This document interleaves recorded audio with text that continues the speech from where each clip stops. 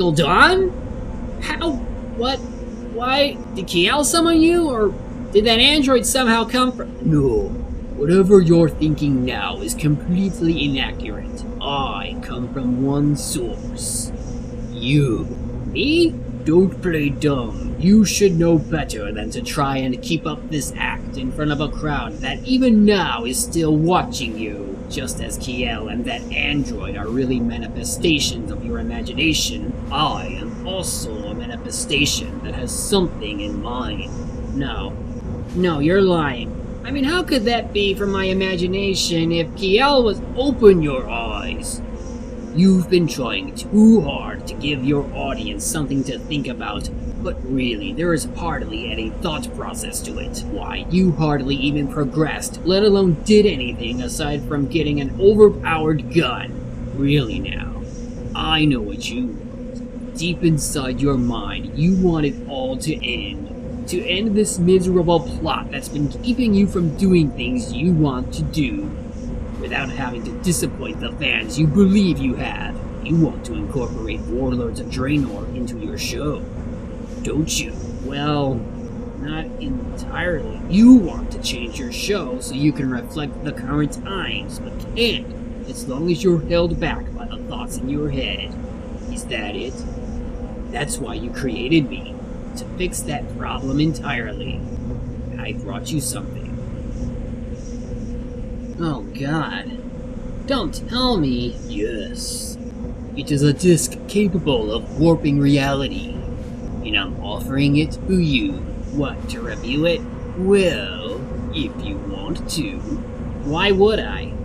Because I, or rather you, let any of your wild imaginations and storylines you want out of your head can be placed inside here.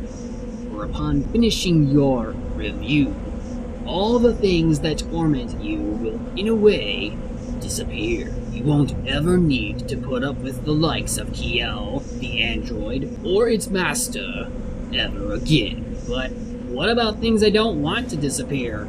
I mean, I still have friends who I can assure you those will be mostly unaffected.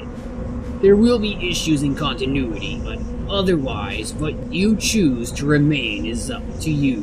But once you go through with it, you might not ever get it back. I leave your decision in your hands.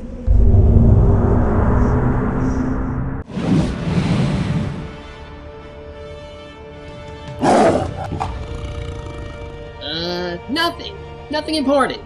Say, why don't you go take a break while I do the next review? Yeah, just go see your mate or whatever. I feel like I won't ever need that.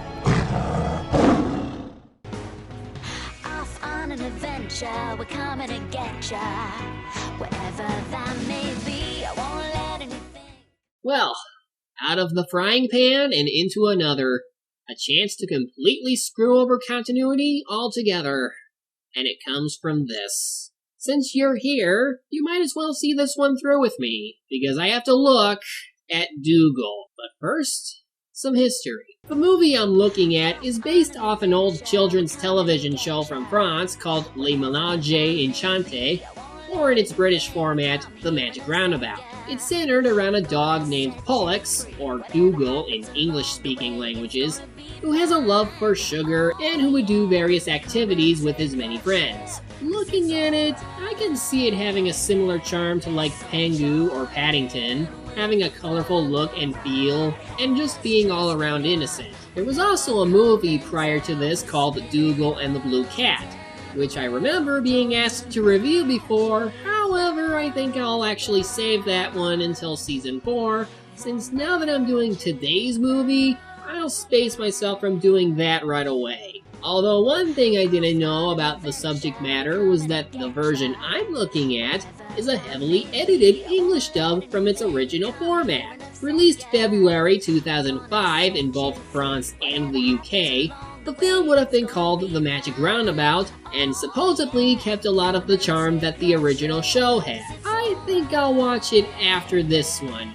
This, of course, is said to be one of the worst animated films of all time, and with a score of 8% on Rotten Tomatoes, I have to wonder, is it worse than Food Fight? Let's find out. This is Doogal. We open with a jack-in-the-box-like wizard named Zebedee, voiced by Ian McKellen, being chased by a blue version of himself named Zebad, voiced by Jon Stewart. So long, Zebedee.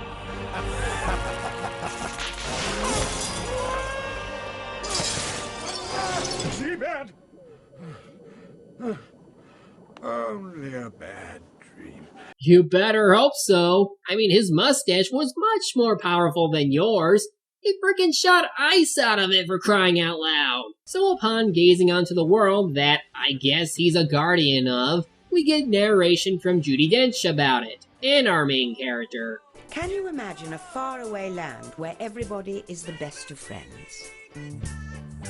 Well, here it is. And in this land, not entirely like our own, lived a puppy, Doogal.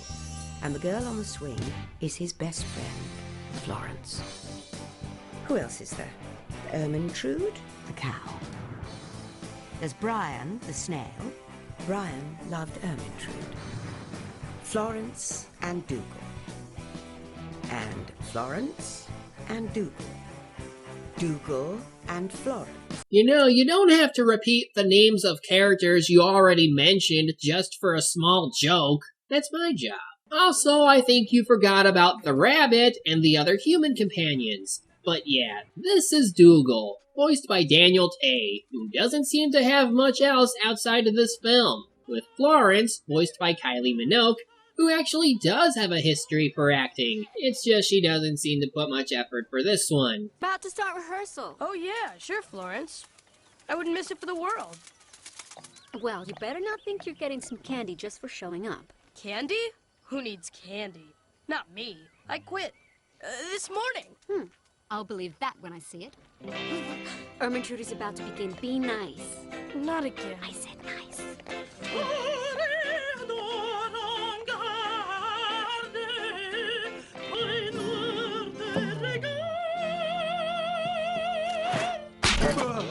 Two, three, four.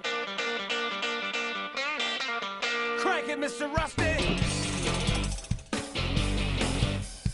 Girl, you really got me going. You got me so I don't know what I'm doing. Shake that T-bone. Yeah, and you really... Yeah, please tell me this isn't in the original version, because an opera singing cow I can see happening, but then a hipster rabbit breaking out into this kind of song just doesn't quite do it. Anyway, Doogal is anticipating the arrival of some nice sugary treats. So he puts a tack in the middle of the road so he can trick the guy into leaving his cart. Smooth. That's a pretty bad flat. We're looking at a multiple abrasion friction gash. Huh, I didn't know you were a qualified mechanic, Doogal. Of course! If you bring me an air pump, some glue, 4 water skis, a trombone, and a package of jawbreakers, I might just be able to help you out. I am lucky you are here. Oh, can you take care of my things? No problem. I'll take care of them, all right?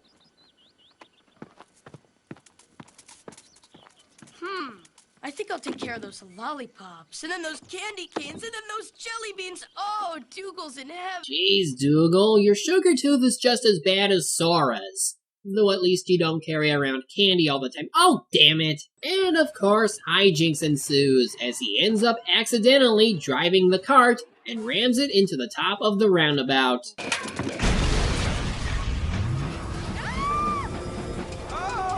Everyone, hang on! Now, there's something you need to know about this carousel. It was magical, and it had something dark and dangerous locked inside.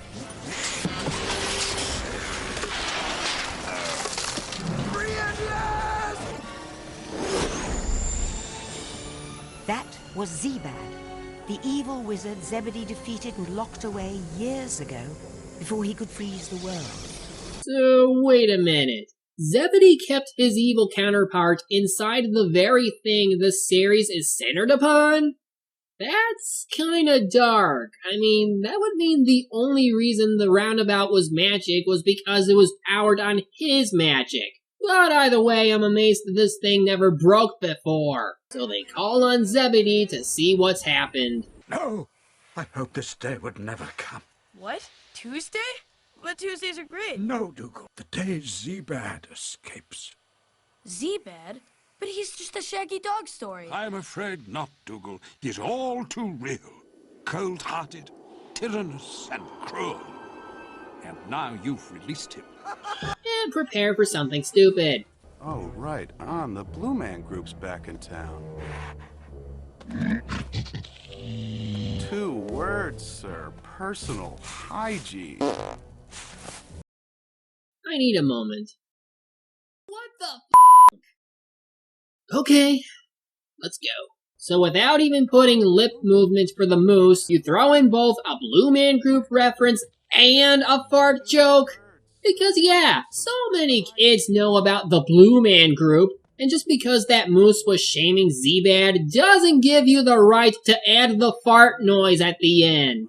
And it will keep on going too when that moose appears. Trust me. One thing I will say about Zebad is that I approve of his mustache and its power. He might just beat Mr. Mustache yet. Hello. Nice. You'll be fine. Loyal. Brainless. And I gotta admit, I like the mustache. And you'll obey my every command. Yeah, all right. This ain't the ballet, Nutcracker. Don't have the shoes for it, sir. Now, march. Capital idea.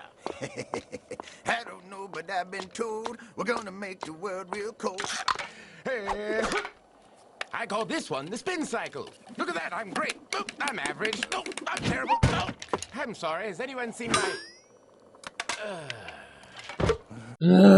Remember what Freakazoid once said? Wait, let's watch the lip sync, okay? This is going to happen a lot.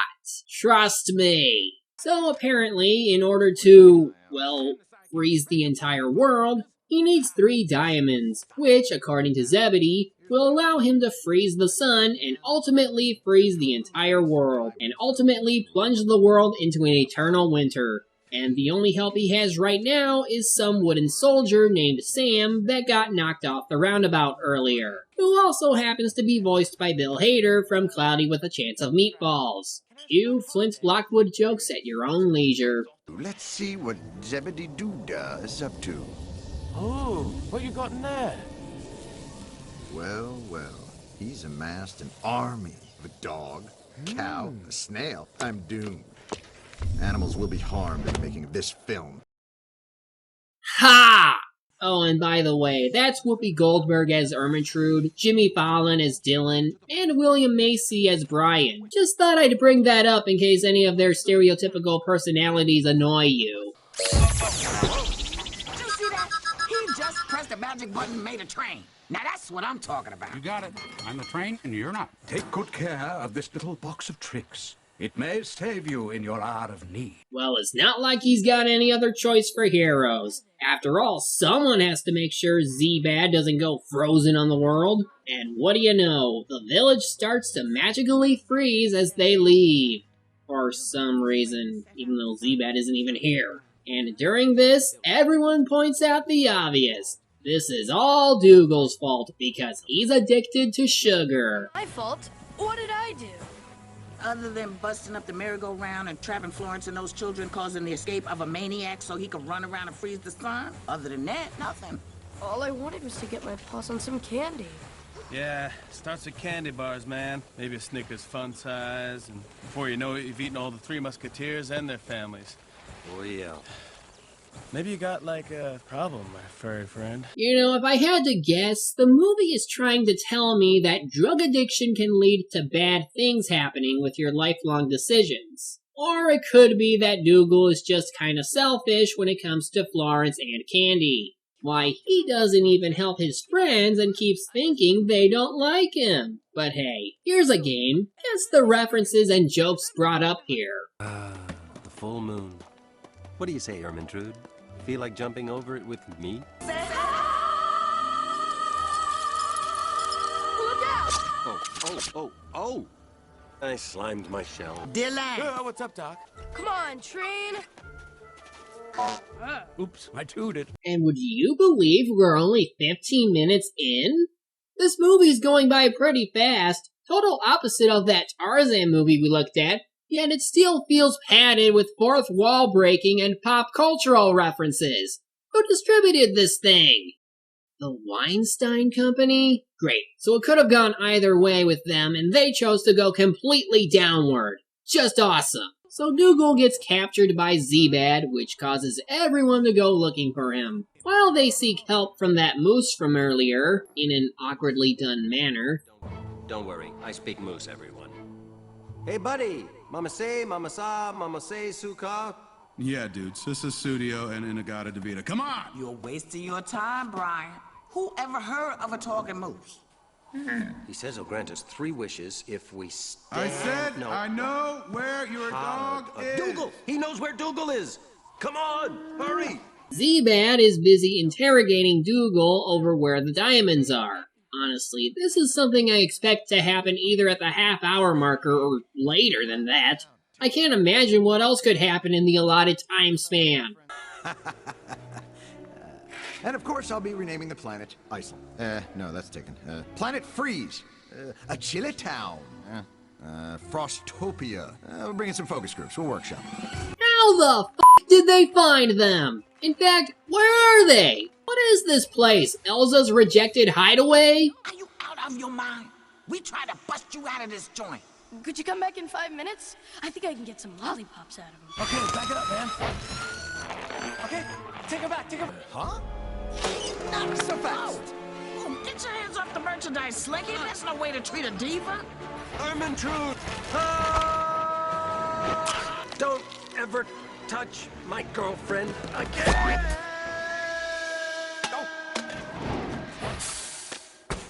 What's this? The Cow and the Snail. Classic romance. I don't know what's going on right now. Nothing I see has any sort of whim or charm to it. Like, I know I should be questioning the relationship between Brian and Ermintrude, but if that was in the original as well, then it probably worked a lot better there. Here, it just seems like they play it off as one odd interspecies joke, and it's done badly. Anyway, they get cornered by Z-Bad and his bumbling servant as they summon Zebedee to face him head-on. It's red versus blue, mustache versus mustache, Magneto against... Mr. Random?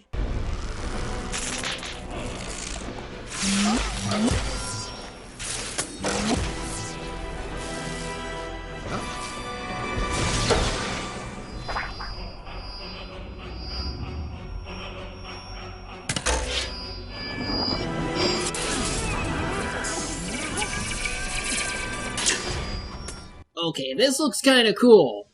In a sense that something's making it seem less cool at the same time. I don't know what it is.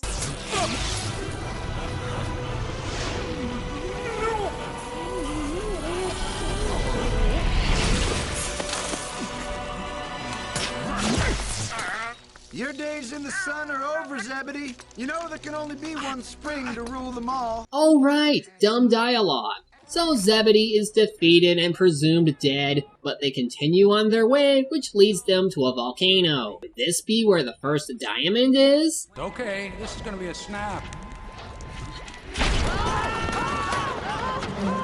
Do something! Give it some gas! I don't know what to do. Whoa, up, down, up, down. What does this one do? Up, down, up, down. I think I can, I think I can, I think I can, I think I can. Gentlemen, presenting the first dive. And you guys thought we couldn't do it. I hope I am pure of heart enough. Whoa, just kind of popped right out. My precious. Kidding.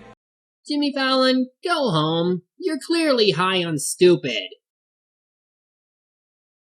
Shock of all shock, Z-Bad shows up and gets the diamond. And since he knows they have the map, thanks to Doogal blurting it out earlier, he demands that too, and Ermintrude ends up giving it to him since otherwise he'd kill Brian. Possible character development?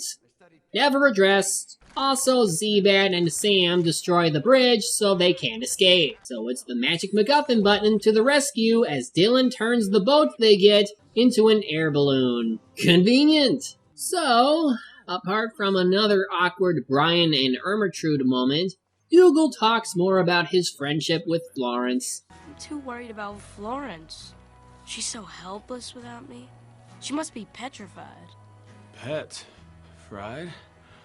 Oh, bad karma. It's just, we're a team. Whatever we do it together. Her life would be quite empty without me there. Yeah. Me sleepy now.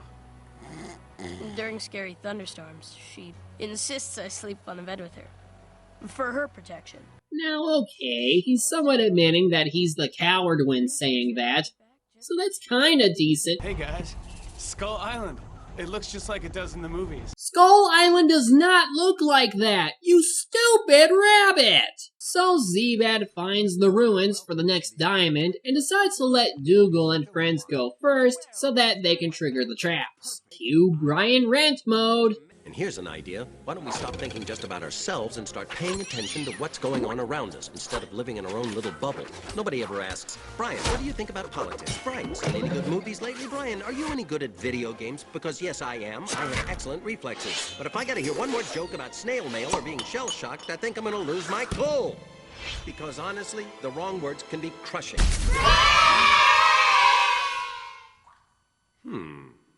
Let's go. Oh. But if you thought that was weird, wait till you see how they have to get the next diamond, which looks more like a Chaos Emerald. Did y'all hear Brian before? I'll do it.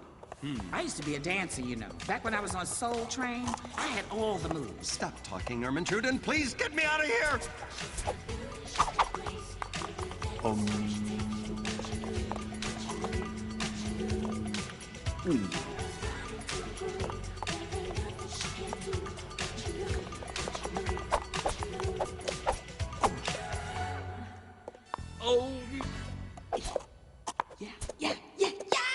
Oh no! Dougal lost his gum and it's setting off the trap! I wonder what will happen! Here's Johnny. Someone order ribs. Bring out the dead! Pirates of the Caribbean. Hey, thought we said no Disney jokes. What's that? Of course! More blatant references, but from skeletons with no mouth movements to match. It's like they take every opportunity to throw in some sort of reference, even if it makes no sense. Here's Johnny? Are you Jack Torrance now? Bring out your dead? Are you stealing Monty Python quotes now? Pirates of the Caribbean. Hey, thought we said no Disney jokes. And was that a pot shot just now? What is even the point of continuing? They're doing all the bad jokes I would have made anyway, and that's pretty much all it is. Just bad jokes one after another. They're taking a once-beloved children's program and butchering whatever is really supposed to be going on in this train wreck. One of the dead and everything? Anybody know karate? I train with Morpheus. I know Kung Fu, John Woo, Judo, Kendo, Taekwondo, Wu-Tang Clan, and, Chai Tea. Can you beat them up? My name is Neo. Hey, I'm Steve. There is no spoon. It's stupid! You're stupid! Stop being stupid! So Steve, I can't believe I'm saying that, and his buddies merge into one giant skeleton, and that one looks like is the only one who would have talked in the original. They end up having to run from that, only to then dispatch him easily. Zebad gets the second diamond, but they get rid of him too, before learning that the final diamond is actually back at the roundabout from the beginning.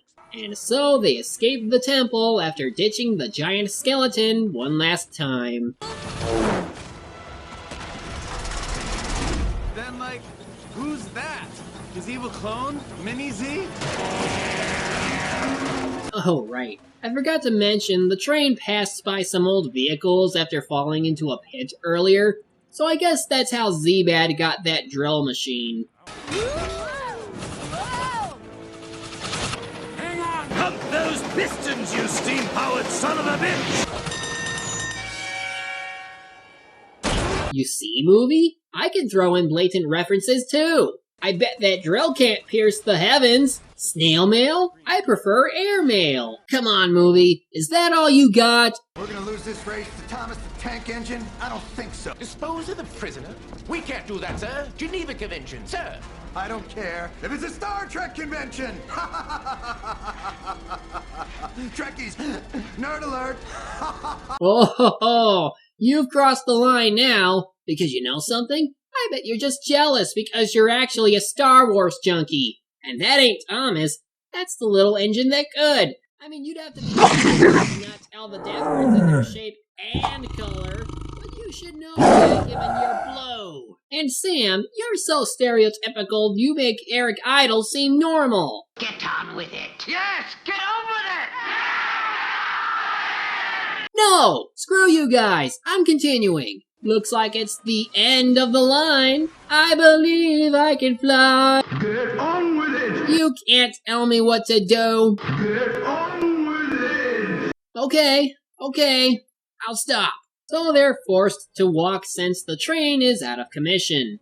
But by this point, the world is covered deep in snow, and our heroes lost. With no hope of survival, and the world slipping out of their hands, they can only lay down and give up. But one beacon of hope remains, for a character from the beginning arrives on the scene to carry our heroes to the promised destined... God damn it, movie! This isn't Ultimate Muscle! Your flatulence gags don't work when they're this forced! Ugh. And actually, the moose is saving Sam. The others wake up the next morning to find that they really did make it back to the village. They just couldn't see. So now, as Z-Bad looks for the last diamond, Sam arrives to resume his duty, which was apparently at the roundabout.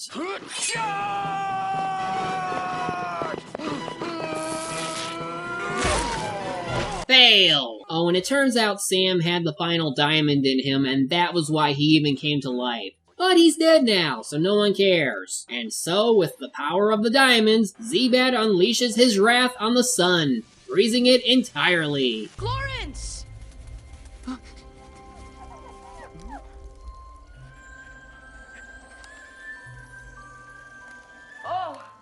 Oh no. Florence! Oh no! This isn't how it was supposed to end. I was supposed to be your knight in furry armor.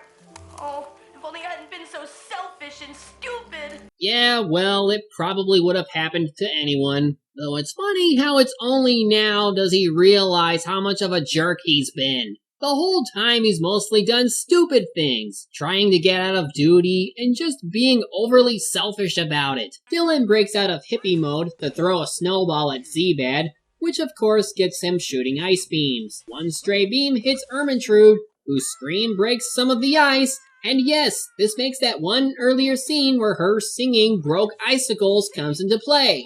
The answer to all our problems is Whoopi Goldberg's bad singing talent.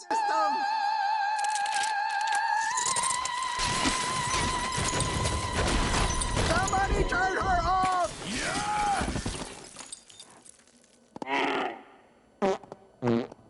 I suppose now I should start wrapping up because really, I'm getting a headache. The group unites to get the diamonds out of the sky and return them to the roundabout, one by one, with Doogal being the one to get the last one in with semi-epic slow-mo. And thus, through the magic of the roundabout, everything starts to defrost and Z-Bad is once again trapped inside. And there was much rejoicing. Florence, please wake up. Don't leave me like this. I ran across the entire world for you. I don't know what I'll do if I can't see your smile again. Sorry, old buddy. No, it can't. She can't. Florence. My best friend, Florence.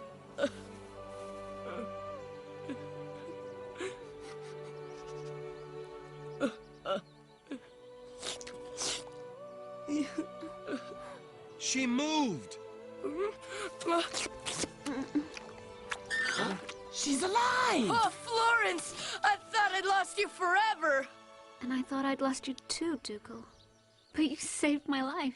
And so he vows to never touch any sugary treat ever again. Zebedee turns out to be alive as well, as he returns to bring springtime to the land and give life back to Sam, so he can dance on top the roundabout once more.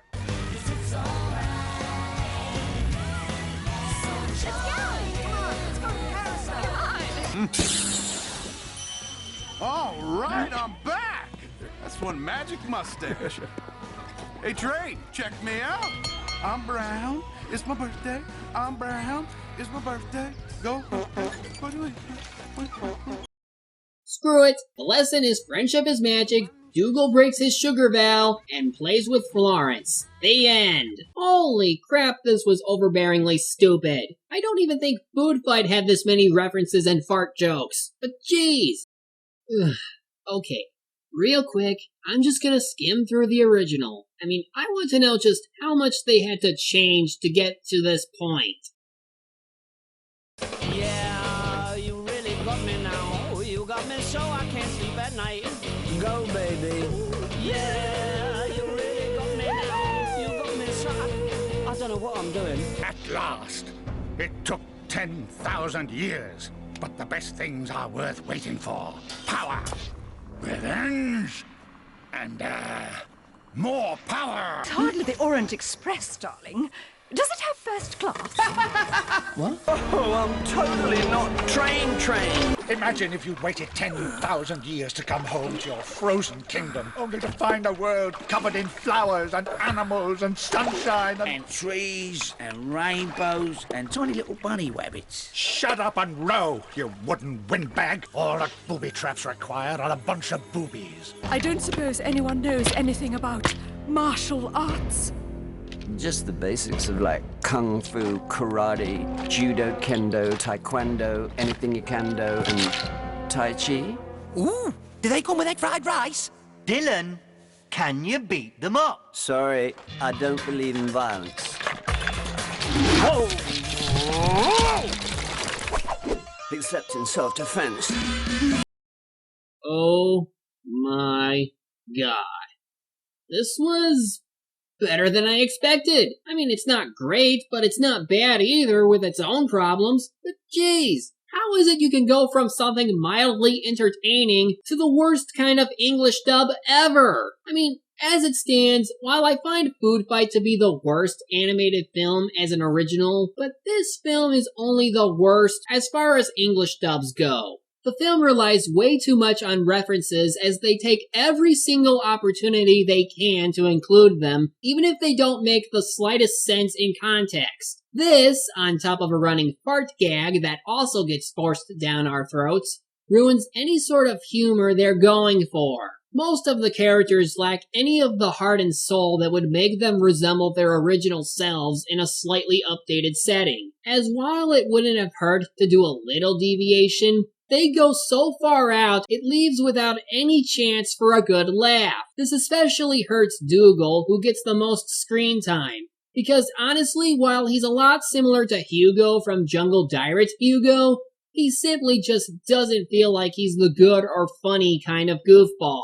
As for Z-Bad, I would have enjoyed him as an over-the-top villain, but they of course deprive him of anything funny or cool. Just references up the ass. Bottom line, this movie should serve as an example on how not to do a children's movie that relies way too much on trying to connect with what they would say or make them think what is being said is good for them. But it's really just a slap to the face to anyone who liked the original or the old shows. Screw this movie. I am so done with it. What in the world? What is this? You have finished. I hope you've come to terms with what you're losing, because now is the time of reckoning.